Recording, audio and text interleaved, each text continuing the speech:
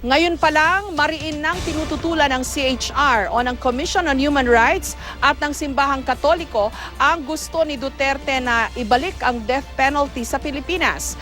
Giit ng CHR, hindi raw ito ang solusyon sa problema ng krimen. Pero ang VACC o ang Volunteers Against Crime and Corruption, suportado ang panukala ni Duterte. Live mula sa Quezon City, may report si Victoria Tulad. Victoria. Jessica, muling nabuhay ang debate tungkol sa death penalty pagkatapos ngang sabihin ni Presumptive President Rodrigo Duterte na ibabalik niya ito.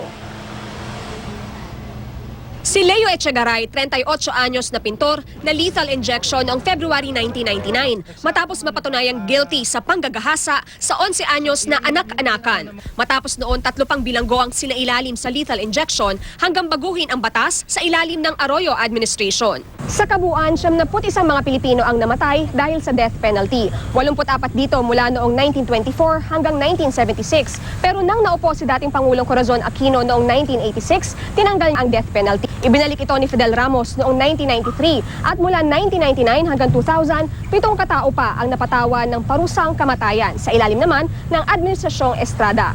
Muling tinanggal ang death penalty noong 2006. At sa ilalim ng napipintong Duterte administration, gusto niyang ibalik ang parusang kamatayan sa pamamagitan ng pagbigti. Dahil yung mga droga, yung mga gun for hire, ito yung mga kidnapper tapos pinapatay nila, tapos itong rape, then you rob, then you kill.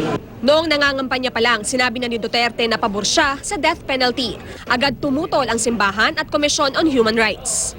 Marami masyadong mga pag-aaral at pagsusuri na nagsasabi na ang death penalty ay hindi isang epektibong deterrent sa commission of crime. So wala pong connection ang pagpataw ng death penalty sa pagbaba ng bilang ng mga karumal-dumal o heinous crimes. Government does not give life to anybody, and therefore no government may take the life of anybody. If death penalty were observed and it happened that in due time it was found out that the one killed was innocent, then you cannot give back his life, and that is a very horrible thought. Pero para sa Volunteers Against Crime and Corruption o VACC, panahon na raw para maibalik ang takot.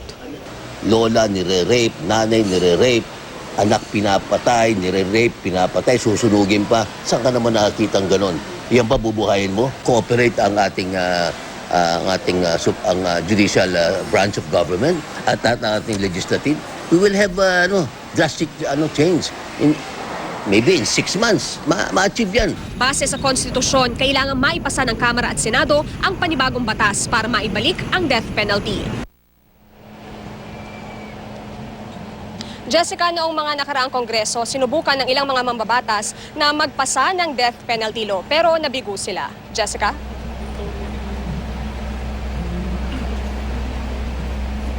Victoria, this is actually not a question, pero some points lang that I want to share, no? Baka nakikinig yung mga kumukontra rito kasi nandun ako sa kanyang press conference kanina.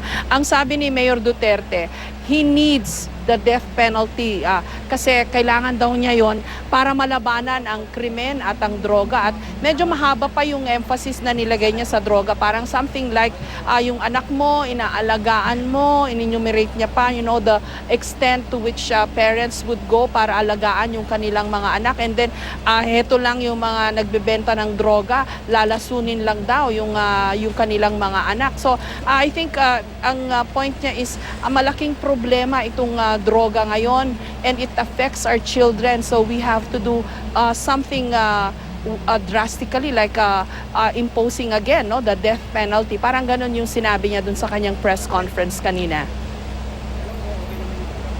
Yan din, Jessica, yung sentiment ng VACC. Sabi nga ni Sir Dante Jimenez ay talagang matindi na yung crime sa ating bansa, partikular nga pagkatapos nitong Aquino administration, ay lalo pa raw tumaas yung bilang ng mga krimen at hindi naman nasolusyonan, kabilang na nga yung droga. Pero ang sinasabi naman ng ilang mga individual, gaya na lamang ng political analyst na si Professor Richard Heydarian, ay hindi pa rin ito yung solusyon, itong death penalty, dahil ang dapat daw na solusyonan ay yung root cause ng krimen, which is poverty. Dapat daw ay maging sound yung magiging economic policies ni Presumptive President Rodrigo Duterte para talagang maging inclusive yung growth ng ating bansa. Bukod dyan, ang sabi pa niya ay hindi naman daw napatunayan sa ibang mga bansa na may death penalty na bababa o bumaba yung krimen sa kanilang lugar. May nabasa tayo kanina, Jessica, tungkol o isang papel mula sa Commission on Human Rights. Ang sinasabi doon, noong 1999, mayroong pang death penalty sa ating bansa, ay tumaas pa nga raw yung bilang ng mga krimen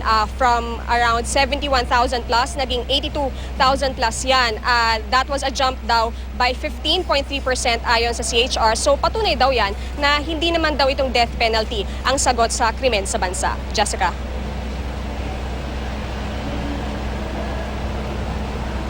Maraming salamat sa iyo, Victoria Tulad.